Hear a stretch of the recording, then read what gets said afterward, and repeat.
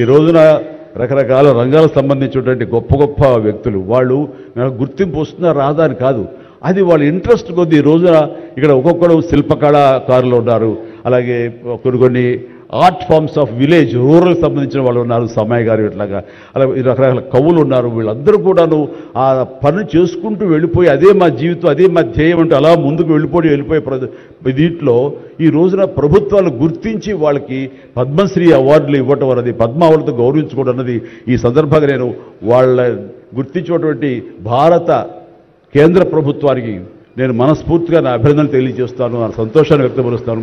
దీనికి మరీ ముఖ్యంగా మన ప్రియతమ నరేంద్ర మోడీ గారు ప్రధానమంత్రి, ఆయన దీన్ని గుర్తించి అలాగా ఇవ్వడం జరిగింది. ఇక్కడ ఒక విషయం చెప్పొచ్చో చెప్పకూడదో తెలియదు కానీ ఒక విషయం చెప్తాను. మధ్యాహ్నం నాకు అవార్డు మీకు ఇవ్వాలనుకుంటున్నాము, మీకు మీ కన్ఫర్మేషన్ కానీ మీ యొక్క ఆమోదం మాకు తెలియాలంటూ హోమ్ డిపార్ట్మెంట్ నుంచి ఫోన్ ఇచ్చినప్పుడు ఒక షాకు లోన్ అయ్యాను. అప్పటికి ముందు నుంచి స్పెక్యులేషన్స్ ఉన్నాయి కానీ నాకు ఇవన్నీ కూడా వస్తాయి లేవు అనే దాని మీద ఎప్పుడో మీమాంస ఉండేది నాకు. వాళ్ళు చెప్పగానే సంతోషించాను. సో ఈవినింగ్ ఎన్నింటికి వస్తుందని వాళ్ళు 6-7 o'clock వస్తుంటే అప్పటి నుంచి అలా టీవీలు ముందు కూర్చున్నాను. సో కొంతసేపు చూసేసరికి రాలేదు అవి వచ్చి అని గబగ నేను సర్దుకొని కూర్చుంటే ముందు పద్మశ్రీ అవార్డులు ఒక 34-36 వచ్చినాయి. ఆ తర్వాత నెక్స్ట్ మందే కదా అనుకుంటూ అందరూ సర్దుగా రెండు పిల్లలు గొడవ చేయకుండా కూర్చోండి రే ఇష్యూగా నా పేరు వస్తుంది అంటూ కూర్చాను. అరగంట అయింది రాలేదు, గంట అయింది రాలేదు, గంటన్నర అయింది. ఆహా ఓరి బాబు ఏంటిది, ఏదైనా మళ్ళీ ఏమైనా మారుస్తారా, మనకి వచ్చే అవకాశం లేదని చిన్న మీమాంసలో ఉన్నారు. ఆ తర్వాత వచ్చిందనుకోండి. ఆ తర్వాత ఇదే డౌట్ నేను మన వెంకయ్యనాయుడు గారి ఇంటికి వెళ్ళి నేను ఆయన గౌరవంగా ఆయన సన్మానించుకున్నప్పుడు ఆయన ముందు చెబితే ఇదంతా కూడా నరేంద్ర మోడీ గారు ఒక ఆలోచన అండి. పద్మశ్రీ అవార్డులు చాలా బడుగు బలహీన వర్గాలకు సంబంధించినటువంటి చిన్న స్థాయి కళాకారులకు వచ్చింది. ఒకేసారి వెంకయ్యనాయుడు గారి పేరు, చిరంజీవి పేరు, పద్మ సుబ్రహ్మణ్యం పేరు, వైజయంతిమాల బాలి పేరు వస్తే కనుక అది సుస్పష్ట, అది ప్రముఖంగా వేసేస్తారు. అలా వేసినప్పుడు వీళ్ళ గురించి ఎవరు చెప్పుకుంటారు? కాబట్టి వీళ్ళ గురించి చెప్పుకోవాలి అంటే గంటన్నర టైం మధ్యలో గ్యాప్ ఇవ్వండి. గంటన్నర వరకు వాళ్ళ గురించి చర్చ జరుగుతుంది. వాళ్ళు ఎవరు అంటారు, ఇక్కడ సమ్మయ్య ఎవరు, ఆచార్య గారు ఎవరు, ఇలా పేర్లని చెప్పుకుంటూ వాళ్ళ గురించి ఆలోచిస్తారు, చర్చించుకుంటారు. వాళ్ళకి గుర్తింపు వస్తుంది. అది రిజిస్టర్ అయిన తర్వాత దెన్ చిరంజీవి వెంకయ్యనాయుడు గారు డబ్బు ఇష్టం అన్నారు. అది నిజంగా గొప్ప ఆలోచన, గొప్ప ఇది. వారి గురించి తెలుసుకున్న తర్వాత నాకు నరేంద్ర మోడీ గారి మీద గౌరవం మరింత పెరిగింది ఆయన చిన్న ఆలోచించి. సో ఇలాంటి సన్మానం జరగటం అన్నది నాకు నిజంగా అత్యంత గౌరవంగా భావిస్తాను. నా జన్మ సార్థకమైందని భావిస్తున్నాను.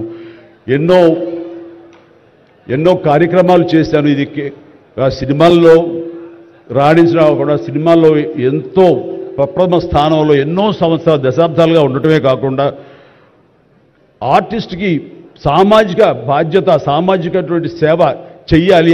అది నేను అనుకోను కాదు, ఏమీ కాదు, నాకు అనిపించి నా అభిమానులు అందరూ కలిపి వాళ్ళు ఎంతసేపటికి సినిమా థియేటర్లకో వాల్ పోస్టర్లకో పాలాభిషేకాలకో వీటి కొట్టుకోవడాలు వీటికి ఉండేటటువంటి కల్చర్ని మనం మార్చాలి అనే ఉద్దేశంతో వీళ్ళందరూ శక్తివంతులు. ఇలాంటి శక్తిని అన్గైడెడ్ మిస్సైల్లా ఉండకుండా దీని ఛానలైజ్ చేస్తే కనుక వీళ్ళ చేత సత్కార్యాలు మనం చేయించుకోవచ్చు అనే భావం నాకు late 90s వచ్చింది.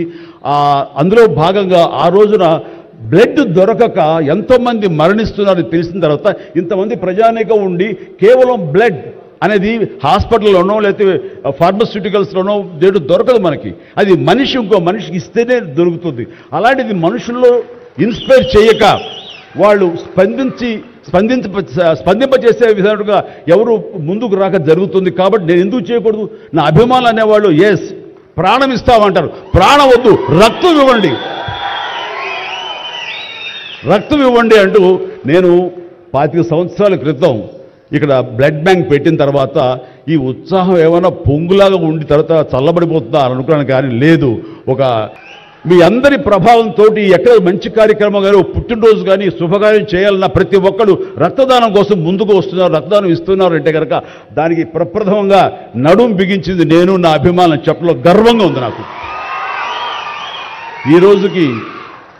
అలాగే మన కరోనా క్రైసిస్ వచ్చినప్పుడు బయటికి వెళ్ళే అవకాశం లేదు, ఉపాధి లేదు, ఇంట్లో కట్టుబడి ఉండాలి.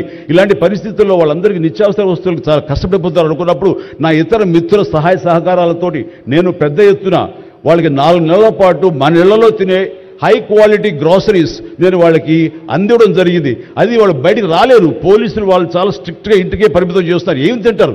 అప్పుడు నా అభిమానులు నేను ప్రోత్సహించి వెళితే నా అభిమానులు ప్రతి ఇంటికి వెళ్ళి ఆ బ్యాగ్స్ ఇచ్చేవాళ్ళు.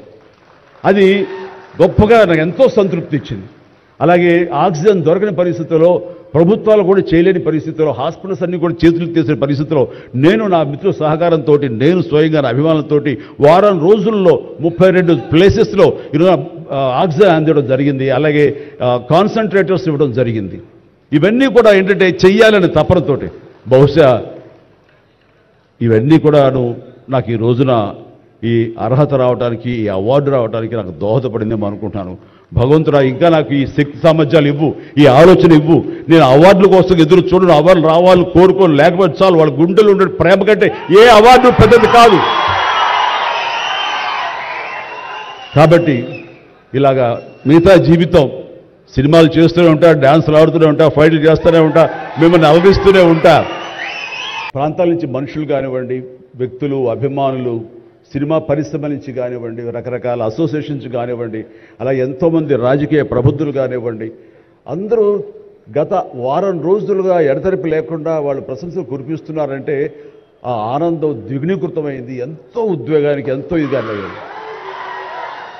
అవార్డు ఇవ్వని అభిమానం, అవార్డు ఇవ్వని ఉత్సాహం, ప్రోత్సాహం మీ కరతాళ ధ్వనుల ద్వారా, మీ ప్రశంసల ద్వారా ప్రతి ఒక్కళ్ళు మనసారా ఆశీర్వదిస్తుంటే చాలు, ఈ జన్మ, ఇది పూర్వజన్మ సుకృతం, ఎప్పుడో చేసుకున్న పుణ్యఫలం, మా అమ్మానాన్నలు వాళ్ళకి జన్మించేందుకు వాళ్ళు చేసిన పుణ్యఫలం నాకు ఈ విధంగా సంక్రమించిందంటూ నేను నిజంగా మనసు స్పందించి అలా భావిస్తాను. అదే మీ ముందు ఉంచుతున్నాను.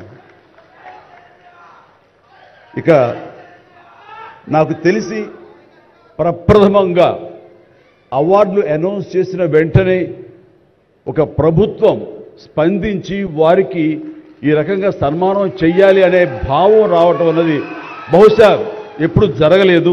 ఇదే మొట్టమొదటిసారి జరిగింది. అలాగే ఈ సేవా కార్యక్రమాలు కొనసాగిస్తూనే ఉంటాను. ఇది మీకు చెబుతూ ఈ అవకాశం ఇచ్చినటువంటి తెలంగాణ రాష్ట్ర ప్రభుత్వానికి, మరీ ముఖ్యంగా మా ముఖ్యమంత్రి గారికి, మా ఉప ముఖ్యమంత్రి భట్టి గారికి, అలాగే మా సినిమాటోగ్రఫీ మినిస్టర్ గారికి, మిగతా ఇతర మినిస్టర్స్ అందరికీ నా హృదయపూర్వక ధన్యవాదాలు తెలియజేస్తూ థ్యాంక్ యూ సో మచ్. జై హింద్.